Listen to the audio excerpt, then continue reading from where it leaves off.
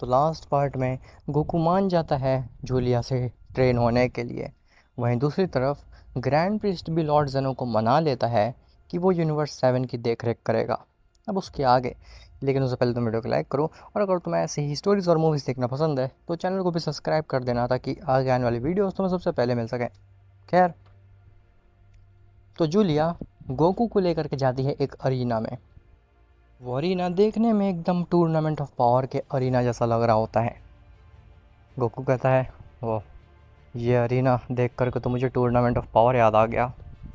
Julia कहती है, मुझे पता है तुम्हें देख करके लग रहा होगा कि ये टूर्नामेंट ऑफ पावर वाला अरीना है, लेकिन विश्वास करो ये उस अरीना से भी ज़्यादा शक्तिशाली है। इस पे तुम चाहे डार्क इंस्टिंक्ट का इस्तेमाल करो या फिर खुद ओमनीपोटेंट बन जाओ, इस अरीना को कुछ भी नहीं होने वाला। इनडिस्ट्रक्टिबल अरीना है ये।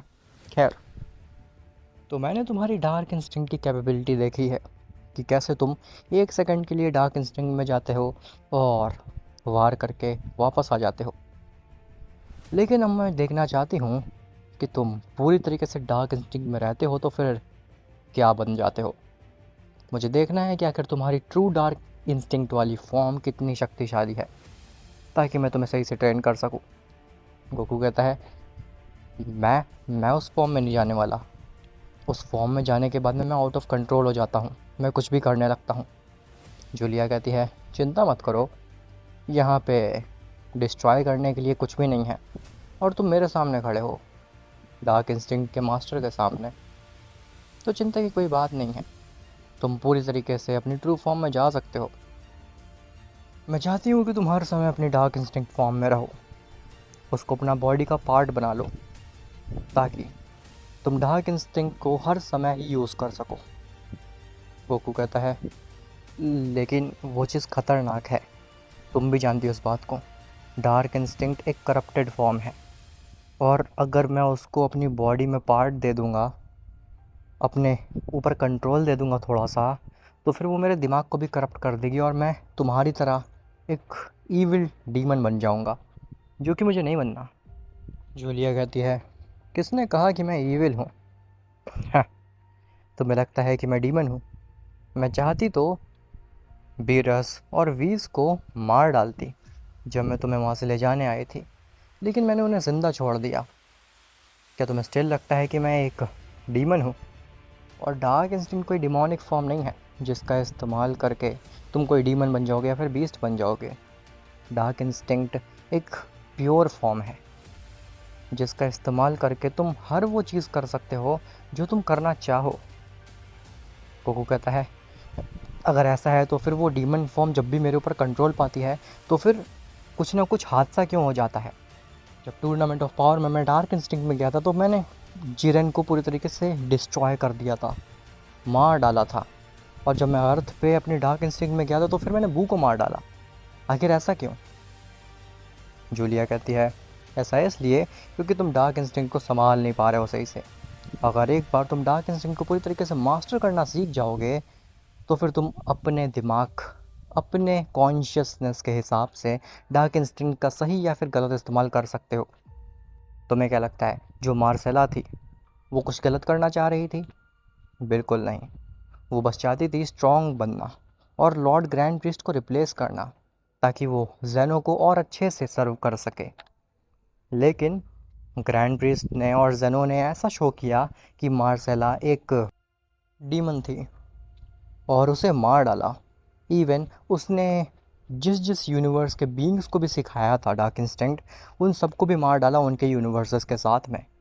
तो फिर बताओ मुझे गोकू, ज़्यादा डिमोनिक कौन हुआ, मार्सेला या फिर ज़ेनो और ग्रैंड प्रीस्ट, जिन्होंने मासूम से मॉर्टल्स, जिनकी कोई गलती भी नहीं थी, उनको मार डाला, पूरे यूनिवर्स को इरेज कर दिया, सिर्फ इसलिए क्योंकि डार्क इंस्टिंक्ट से उन्हें खतरा था। गोकू कहता है, हाँ मुझे पता है कि तुम मेरा ब्रेन वॉश करने की कोशिश कर रही हो। तुम ये दिखाने की कोशिश कर रही हो कि लॉर्ड ज़ेनो और लॉर्ड ग्रैंड प्रिंस गलत हैं, लेकिन ऐसा नहीं है। तुम मुझे उनके खिलाफ़ खड़ा करने की कोशिश कर रही हो। जूलिया कहती है, ऐसा बिल्कुल नहीं है, मैं तुम्हें सच्चाई बता रही हूँ। तुम्हें ऐसा लगता है कि डार्क इंस्टिंक्ट बहुत ही ज़्यादा ईविल फॉर्म है, जो कि सच्चाई नहीं है। वो बस ज़ेनो और ग्रैंड प्रिस्ट के द्वारा फैलाया गया एक झूठ है, डार्क इंस्टिंक्ट से प्योर फॉर्म कुछ हो ही नहीं सकती है। जेनो और ग्रैंड प्रीस्ट डार्क इंस्टिंक्ट से इतना इसलिए जलते हैं क्योंकि वो जानते हैं कि अगर डार्क इंस्टिंक्ट हर बंदे के पास आ गई तो फिर उनकी ज़रूरत ही नहीं पड़ेगी मल्टीवर्स में। और वो ऐसा कैसे होने दे सकते हैं कि उनको अपने आप को सबसे स्ट्रॉन्गेस्ट दिखाना है। खैर, ये सब तो बकवास बातें हो गई हैं। मैं इसमें अपना टाइम वेस्ट नहीं करना चाहती। मैं चाहती हूँ कि तुम अपना फॉर्म दिखाओ मुझे, वो डार्क इंस्टिंक्ट दिखाओ, अपनी ट्रू फॉर्म दिखाओ गोकू, ताकि मैं समझ सकूँ कि तुम कितने शक्तिशाली हो और तुम्हें कैसे ट्रेन करना है। गोकू कहता है ठीक है, अब जो भी होने वाला है उसके ज़िम्मेदार तुम हो। ऐसा बोल करके गोकू अपनी आंखें बंद करता है और कुछ देर तक ऐसे ही खड़ा रहता है। लेकिन जब कुछ देर बाद भी कुछ भी नहीं होता गोकू की बॉडी में, तो जूलिया कहती है ये क्या बकवास है, तुम तो डार्क इंस्टिंक्ट में जा ही नहीं पा रहे हो। कहीं तुमने मुझसे झूठ तो नहीं बोला कि तुम्हारे पास वाकई में डार्क इंस्टिंक्ट है। तभी अचानक से जूलिया सेंस कर पाती है गोकू की डार्क एनर्जी को, डार्क इंस्टिंक्ट की एनर्जी को। इवन वो एनर्जी सेंस करके जूलिया भी एक बार को शॉक रह जाती है। जूलिया कहती है क्या क्या ये मार्सेला की थोड़ी सी डार्क इंस्टिंक्ट की एनर्जी है? तुम्हारी ट्रू फॉर्म की एनर्जी तो मार्सेलो को सरपास कर गई है, ऐसा फील हो रहा है। अद्भुत, तुमने डार्क इंस्टिंक्ट को जाने अनजाने में मास्टर कर लिया है। पूरी तरीके से कंट्रोल नहीं, लेकिन तुम मास्टर ऑलरेडी कर चुके हो डार्क इंस्टिंक्ट को। हाँ, चलो मेरा काम आसान हो गया। अब बस मुझे तुम्हें उस डार्क इंस्टिंक्ट पे कंट्रोल करना सिखाना होगा। देख क्या रहे हो, मेरे ऊपर वार करो, मुझे देखनी है तुम्हारी पावर्स क्या हैं आखिर। तभी गोकू जूलिया के ऊपर वार करने लगता है। गोकू के कुछ पंच जूलिया के हेयर से टच होकर के निकलते हैं, कुछ पंच जूलिया के स्किन के जस्ट बगल से निकलते हैं। मतलब कि गोकू के पंचेस इतने फास्ट होते हैं कि जूलिया को भी उसे डॉज करने में काफ़ी समय लग रहा था। इतने क्लोज पंचेस होते हैं गोकू के, मानो कि अगर जूलिया ने हल्की सी भी मिस्टेक की तो वो सीधा पंच जूलिया को लगेगा।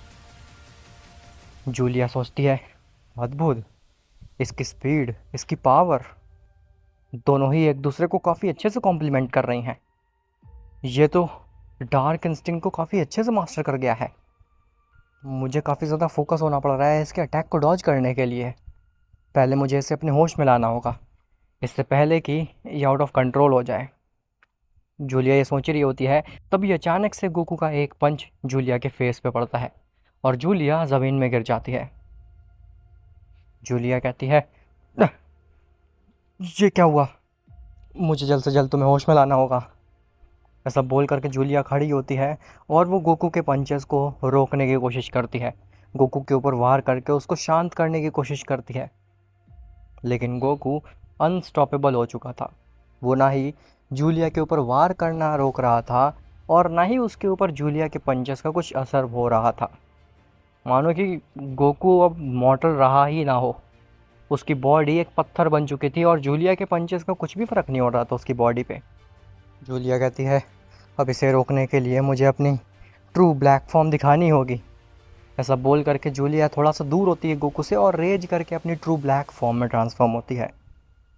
जिसके बाद गोकू जैसे ही जूलिया की तरफ बढ़ता है एक पंच मारने के लिए, तो जूलिया गोकू के पंच को एक ही हाथ से रोक लेती है।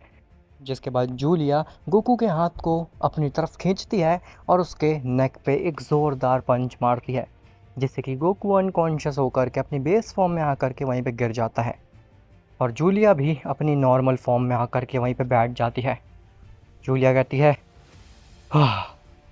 फाइनली मैंने इसे रोक लिया, लेकिन मानना पड़ेगा ये मॉडल तो डार्क इंस्टिंक्ट के साथ में कुछ ज़्यादा ही आगे जा चुका है। मुझे अपनी ब्लैक फॉर्म का इस्तेमाल करना पड़ा इसे रोकने के लिए। इससे इंसेन बात क्या होगी, इवन मार्सेला को जब मुझे हराना था तो भी मुझे ब्लैक फॉर्म का इस्तेमाल तो नहीं करना पड़ा था। मानना पड़ेगा ये मॉडल कुछ ज़्यादा ही आगे निकल चुका है। ये मार्सेला की थोड़ी सी डार्क एनर्जी को काफ़ी अच्छे से अपने अंदर अडेप्ट कर चुका है। मुझे मुझे बस इसको कंट्रोल करना सिखाना है इसकी एनर्जी पे, इससे पहले कि देर हो जाए। खैर, वहीं अर्थ पे वजीटा अपने ट्रेनिंग कैप्सूल से बाहर निकलता है। वजीटा की बॉडी से धुआं निकल रहा होता है। वजीटा के पसीने छूट रहे होते हैं और वजीटा एक स्माइल दे रहा होता है। वजीटा अपने कैप्सूल से बाहर निकलता है तो बाहर बुल्मा खड़ी होती है। वजीटा कहता है, हाँ हाँ, क्या हुआ बुल्मा? क्या लॉर्ड विस और बीरस यहाँ पे आए हैं? बुल्मा कहती है, नहीं, वो तो लास्ट बार तभी आए थे जब उन्होंने तुम्हें आदेश दिया था ट्रेनिंग करने के लिए। उसके बाद से वो यहाँ पे नहीं आए। वजीटा कहता है, हाँ, ये तो काफ़ी अजीब बात है। वो तो बस लॉर्ड जेनो और लॉर्ड ग्रैंड प्रीस्ट को ये संदेशा पहुंचाने गए थे कि कैकरॉट गायब हो चुका है, उसको एक एंजल ले जा चुकी है। आखिर इसमें उन्हें इतना समय क्यों लग रहा है? खैर बुल्मा, मैं जा रहा हूँ। बुल्मा कहती है, जा रहे हो? जा रहे हो तो तुम्हारा मतलब क्या है? कहाँ जा रहे हो? वजीटा कहता है, मैंने कुछ नया सीखा है, मुझे एक्सपेरिमेंट करना है, देखना है आखिर मेरी नई पावर कितनी स्ट्रॉन्ग है, मैं क्या कर सकता हूँ उसके इस्तेमाल से। बुल्मा कहती है, लेकिन रुक जाओ, तुम काफ़ी समय से ट्रेनिंग कर रहे हो, तुम्हें कुछ खा लेना चाहिए और फ्रेश हो जाना चाहिए। वजीटा कहता है, हाँ, अभी मुझे उन सब की ज़रूरत नहीं है, मुझे अपनी नई फॉर्म को ट्राई करना है और मैं जानता हूँ कि कौन मेरी इसमें मदद कर सकता है।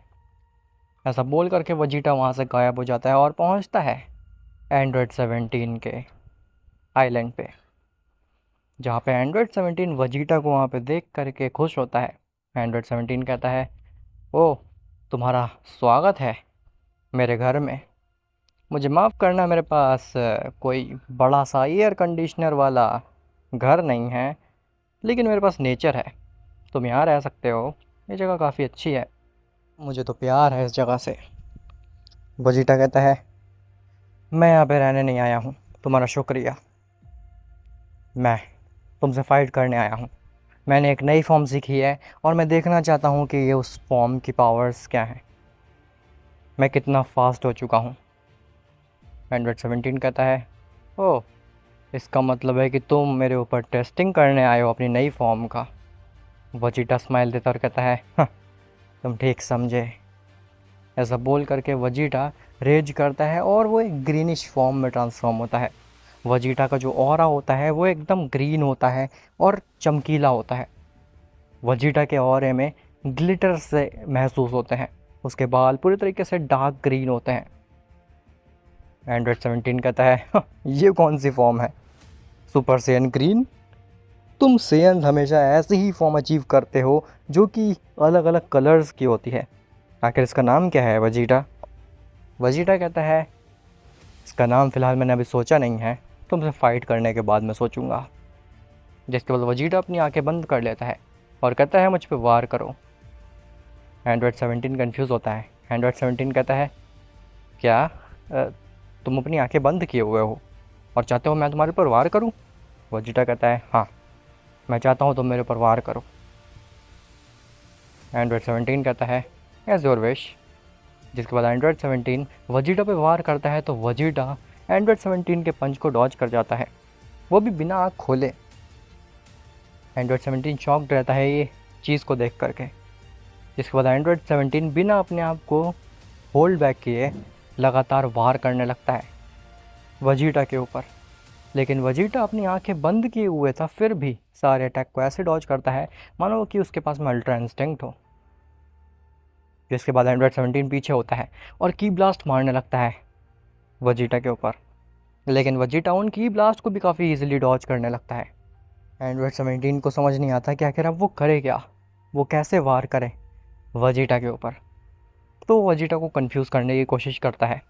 एंड्रॉयड 17 अपनी स्पीड को काफ़ी ज़्यादा बढ़ा लेता है और ऐसा शो करने की कोशिश करता है कि उसकी की मल्टीपल जगह से आ रही है। अब क्योंकि वजीटा की आंखें बंद थी तो वो पूरी तरीके से की पे डिपेंडेंट था, जहाँ से उसे एंड्रॉयड 17 की आ रही थी वो उस जगह को डिफेंड कर रहा था और एंड्रॉयड 17 इसी चीज़ का फ़ायदा उठाता है। एंड्रॉयड 17 अपनी की को आगे शो करता है लेकिन वो होता पीछे है। जैसा ही एंड्रॉयड 17 पीछे से वार करता है वजीटा के ऊपर तो वजीटा बिना टाइम लगाए पीछे मुड़ करके एंड्रॉयड 17 के अटैक को रोक लेता है और दोबारा से एंड्रॉयड 17 के ऊपर एक पंच मारता है, जिससे एंड्रॉयड 17 थोड़ा सा पीछे हो जाता है। 17 कहता है, अद्भुत, तुमने आखिर मेरी की कैसे पहचानी? मैंने तो अपनी की को हाइड करने की कोशिश की थी, डुप्लीकेट करने की कोशिश की थी, लेकिन तुमने एकदम एक्यूरेटली मेरी की को सेंस किया। क्या तुमने बस तुक्का मारा? वजीटा कहता है, नहीं, मैं तुम्हारी की के साथ साथ तुम्हारी बॉडी को भी सेंस कर सकता हूँ। मैं जब आंखें बंद करता हूँ तो मेरे सामने पूरे अर्थ का, पूरे एनवायरनमेंट का एक फिगर बना होता है, और मेरी आंखें बंद होने की वजह से मेरे कान एकदम शार्प हो जाते हैं। मैं हर एक चीज़ को सुन सकता हूँ, इवन वो 100 किलोमीटर दूर ही क्यों ना चल रही हो। मैंने अपने इंद्रियों को बहुत ज़्यादा शक्तिशाली कर लिया है, और इसी की वजह से मैं तुम्हारे अटैक को ऐसे डॉज कर पा रहा हूँ मानो कि मेरे पास में अल्ट्रा इंस्टिंक्ट है। हालांकि मेरे पास में अल्ट्रा इंस्टिंक्ट है ही नहीं। मैंने बस अपने रिएक्शन टाइम को इतना कम कर दिया है कि ऐसा लग रहा है कि मैंने अल्ट्रा इंस्टिंक्ट अचीव कर लिया है, सॉरी, डार्क इंस्टिंक्ट। खैर, जिसके बाद वजीर अपनी आंखें खोलता है और कहता है, अब मैंने अपनी स्पीड ट्रेनिंग कर ली है, स्टेमिना ट्रेनिंग कर ली है। मुझे पता चल चुका है कि मैं काफ़ी फास्ट हो चुका हूँ। तुम्हारे सारे पंचेस को ऐसे डॉज किया जैसे कि कुछ हो ही ना। अब मुझे देखना है कि आखिर इस फॉर्म की पावर क्या है, और वो मैं यहाँ नहीं कर सकता।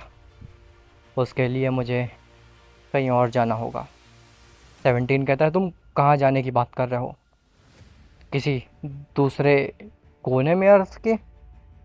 वजीटा कहता है, "हं, किसी दूसरे गैलेक्सी में।" ऐसा बोल करके वजीटा वहाँ से गायब हो जाता है। खैर, वजीटा अपनी गैलेक्सी को छोड़ करके दूसरी गैलेक्सी में पहुँचता है, वो भी कुछ मिली सेकेंड्स में। वजीटा इतना फास्ट हो चुका था कि उसके लिए यूनिवर्स में ट्रैवल करना मानो कि बच्चों का खेल हो गया हो। वजीटा एक दूसरी गैलेक्सी में पहुंचता है और अपना एक की ब्लास्ट मारता है किसी प्लैनेट के ऊपर। जैसे ही वो की ब्लास्ट एक प्लैनेट से टकराता है, उससे ना ही केवल वो प्लैनेट पूरी गैलेक्सी मिट जाती है।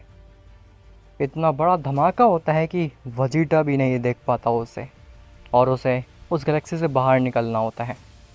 वजीटा उस गैलेक्सी से बाहर निकल करके देखता है कि उसने पूरी गैलेक्सी ही डिस्ट्रॉय कर दी है केवल अपने एक की ब्लास्ट से। वजीटा कहता है, ओह, हाँ, अच्छा हुआ मैंने अपनी एनर्जी का यूज़ अपनी गैलेक्सी में नहीं किया, वरना सब कुछ ख़त्म कर देता मैं। मानना पड़ेगा, मेरी पावर्स भी अब कैकरॉट के बराबर हो चुकी हैं। अब मैं भी इतना शक्तिशाली बन चुका हूँ कि मैं गॉड्स को टक्कर दे सकूँ। हाँ, मैं लॉर्ड वीरस और लॉर्ड वीस को ये दिखाना चाहूँगा, उनको अपनी नई पावर दिखाना चाहूँगा। उन्हें गर्व होगा मेरे ऊपर, प्लस उन्हें मेरी अहमियत भी समझ में आएगी।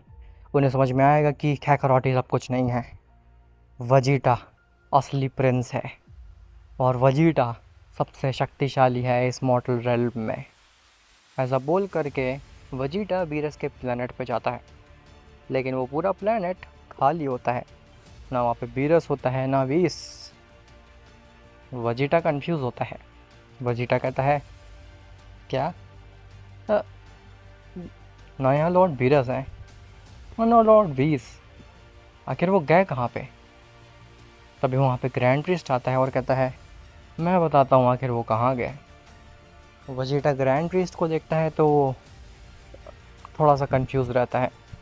वजीटा कहता है, लॉर्ड ग्रैंड प्रीस्ट आप यहाँ पे? लेकिन लॉर्ड वीस और लॉर्ड वीरस तो आपके पास गए थे, लॉर्ड ज़ेनो के पैलेस पे।